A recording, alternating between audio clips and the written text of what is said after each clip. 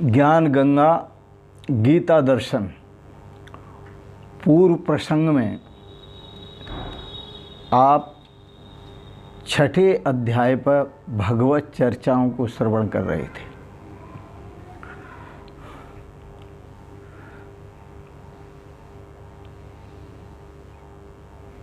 पहले तो एक सिद्धांत समझ लें, गीता के रचयिता भगवान श्री कृष्ण नहीं है।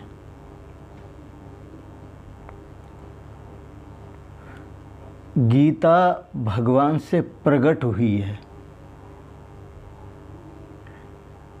और जो भगवान से प्रकट हुआ उसे लिपिबद्ध भगवान व्यास ने किया है। इसलिए कृष्ण गीता की रचयिता नहीं, यह गीता भगवान से प्रकट हुई। इसलिए गीता में कहीं भी कृष्ण उवाच नहीं लिखा है, श्री भगवान उवाच लिखा है।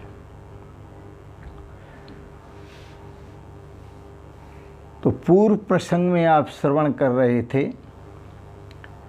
भगवान उवाच, भगवान ने कहा जो अंतर आत्मा से मुझे भजता है वह अतिशय श्रेष्ठ योगी है।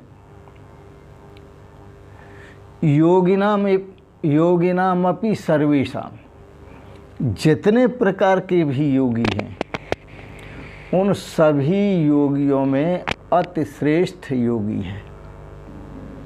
पूर्व प्रसंग में आपने श्रवण किया। आज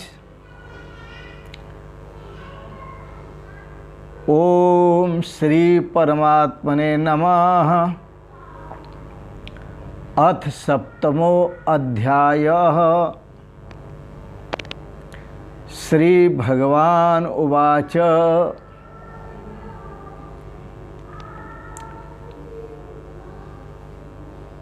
सातवें अध्याय को प्रारंभ करते हैं।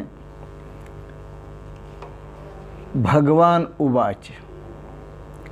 मय्यासक्त मनः पार्थ योगम युञ्जन्मदाश्रयः असंशयं समग्रं मां यथा ज्ञास्यसि तच्छृणु। भगवान कहते हैं, ज्ञान सहित भक्ति योग को सुनने के लिए अर्जुन के प्रति भगवान की आज्ञा। ज्ञान सहित भक्ति योग को सुनने के लिए भगवान की अर्जुन को आज्ञा। हे पार्थ, मयि आसक्त मनः, जिसका मन मुझ में अनन्य भाव से आसक्त है।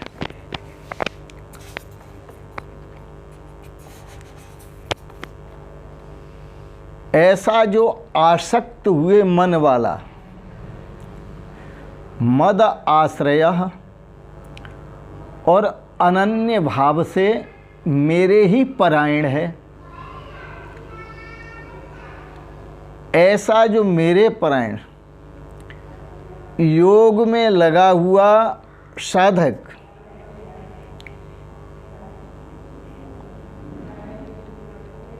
वह मुझको संपूर्ण विभूतियों से युक्त, समग्रम, संपूर्ण विभूति से, बल से, ऐश्वर्य से, गुणों से युक्त, सबका आश्रय स्वरूप, सबका आत्म रूप, यथा असंशयम ज्ञास्यसि तच्छृणु। जिस प्रकार संशय रहित जानेगा मुझे समग्र रूप से, जिस प्रकार संशय रहित जानेगा उसको तू मेरे से सुन। उसको सुन। बड़ा सुंदर है। ईश्वरा अनुग्रह देव पुंसाम अद्वैत वासना, वेदों का सिद्धांत। ईश्वर की जब कृपा होती है, भगवान की जब कृपा होती है, तो मनुष्य के अंदर, साधक के अंदर, उस पुण्य आत्मा के अंदर अद्वैत भावना जागृत होती है। ईश्वरा अनुग्रह देव, भगवान की कृपा से। अद्वैत वासना सबके अंदर जागृत नहीं होती, लेकिन जब भगवान की कृपा होती है तभी अद्वैत वासना जागृत होती है। तो भगवान अर्जुन के अंदर अद्वैत वासना जगा रहे हैं। अर्जुन ने प्रारंभ में कुछ पूछा नहीं है, कुछ कहा नहीं है। अर्जुन पर अनुग्रह करके भगवान स्वयं उसका मार्गदर्शन कर रहे हैं।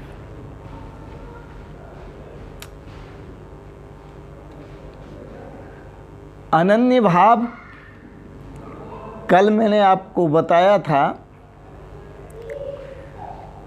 प्रेम दो तरह का होता है।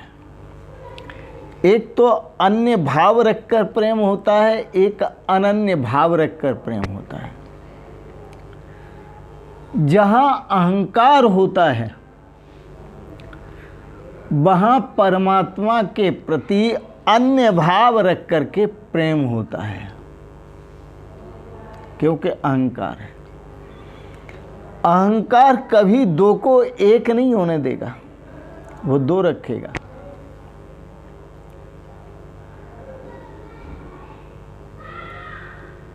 और अहंकार जब तक रहेगा तब तक उसका प्रेम व्यक्ति से होगा, भगवान से नहीं। और व्यक्ति में हमेशा अन्य भाव होता है निहित, अनन्य भाव नहीं होता।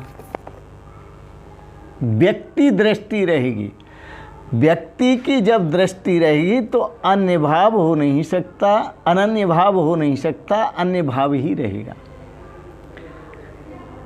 यदि परमात्मा के प्रति प्रीति है, यदि परमात्मा के प्रति प्रीति है, तो अनन्य भाव जागृत करना पड़ेगा।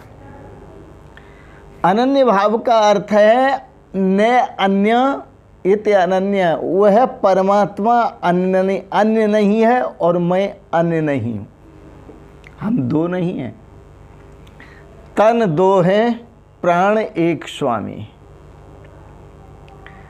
शरीर दो हैं, लेकिन दोनों के अंदर जो आत्मा है वो एक है। दोनों के अंदर जो परमात्मा है वो एक है। जब तक अहंकार रहेगा और अन्य भाव रहेगा,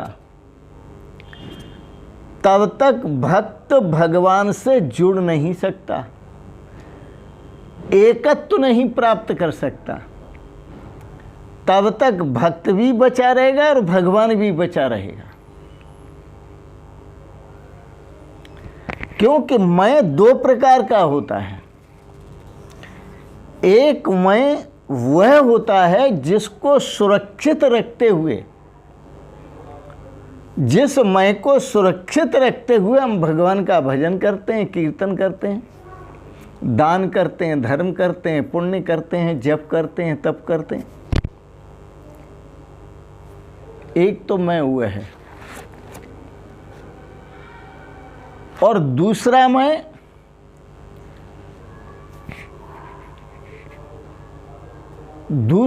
है प्रेम का, भगवत शरणागति का, भगवत समर्पण भाव का। प्रेम में द्वैत नहीं होता, अद्वैत होता है। जब तू था तब मैं नहीं, जब तू था तब मैं नहीं, अब मैं हूँ तू ना है, प्रेम गली अति सांकरी, जामे दो न समाए। दो के लिए जगह ही नहीं है।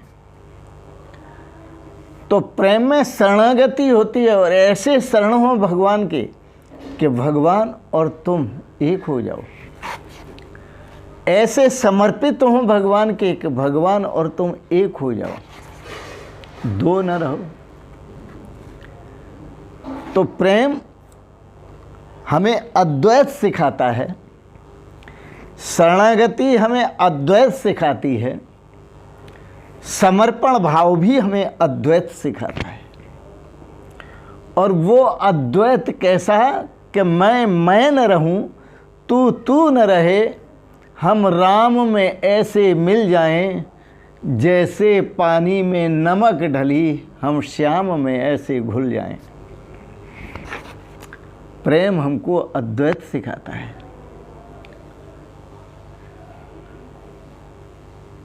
गीता में भगवान उवाच शब्द है। यह कृष्ण नहीं बोल रहे हैं, यह भगवान उवाच जो शब्द आ रहे हैं वो कहीं भीतर से आ रहे हैं, ऊपर से नहीं आ रहे। ये मन की देन नहीं है, मन, ये शब्दों का उदय मन, ये कहीं मन से निकले नहीं, बुद्धि से नहीं निकले। यो बुद्धे पर तस्तु से, जो भगवान बुद्धि से परे, मन से परे हैं, बुद्धि से परे हैं, ये भीतर से शब्द आ रहे हैं, इसलिए भगवान उवाच।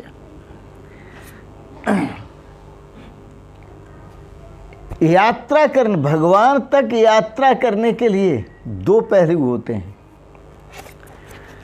एक संदेह और एक निसंदेह, एक संशय और एक असंशय। यदि हमें संसार में प्रगति करनी है, यदि हमें संसार में बड़े से बड़ा वैज्ञानिक बनना है, तो संशय के बिना आप नहीं बन सकते। संसार में संशय किए बिना प्रगति नहीं कर सकते। और यदि आपने बाहर की यात्रा नहीं करनी, भीतर की यात्रा करनी है, अंतर यात्रा पर जाना है, तो असंशयम महाबाहो, वहाँ असंशय की जरूरत है, वहाँ संशय की जरूरत नहीं है। तो संशय, संदेह हमें बाहर की यात्रा कराता है, और असंशय, निसंदेह, पूर्ण निष्ठा हमें भीतर की यात्रा कराती है। इसलिए हमने संशय युक्त यात्रा नहीं करनी, हमने असंशय युक्त यात्रा करनी है। निष्ठा, निष्ठा है, और आप बाहर जो प्रतिष्ठा चाहते हैं वह निष्ठा की चेरी है। जो अपने भीतर अंतर यात्रा पर उतर जाता है और अद्वैत निष्ठ, ब्रह्म आत्मिक निष्ठ, आत्मा परमात्मा की एकता की अनुभूति करता है और उसमें स्थित हो जाता है, तो प्रतिष्ठा तो उसे अपने आप मिलती है। जितने भी संत महापुरुष हुए वो किसी से प्रतिष्ठा मांगने नहीं गए, किसी को सिखाने नहीं गए कि आप हमारी प्रतिष्ठा करो, हम आएंगे आपके यहाँ। उनके भीतर की यात्रा उनकी प्रतिष्ठा को बढ़ा रही है। आपके बाहर की यात्रा आपकी प्रतिष्ठा को खो रही है। तो प्रतिष्ठा जो है वह निष्ठा की चेरी है। निष्ठा रानी है तो प्रतिष्ठा दासी है। इसलिए प्रतिष्ठा के पीछे नहीं भागना है, निष्ठा, निष्ठा को अपनाओ, संशय रहित होकर निष्ठा को अपनाओ। असंशय में प्रवेश करो। और असंशयम महाबाहो दुर्निग्रहम मनो, मैं मानता हूँ कि इस मन का जो निग्रह करना बड़ा कठिन है, लेकिन जब आप भीतर प्रवेश करेंगे तो अपने आप मन वश में होगा। याद दिलाता हूँ वेदों की बात, स्वात्मनि सदा स्थित्या मनो नश्यति योगिने, जो पूर्व में योगी महापुरुष हुए हैं उन्होंने वह अंतर यात्रा पर उतरे, स्वात्मनि सदा स्थित्या, अपने आत्म स्वरूप में स्थित हुए। आत्मा और परमात्मा एक ही है। मनो नश्यति, उनका मन नष्ट हो गया। ये निष्ठा है। आत्मनिष्ठ बनो, ब्रह्मनिष्ठ बनो। तो ये भगवान का कथन है।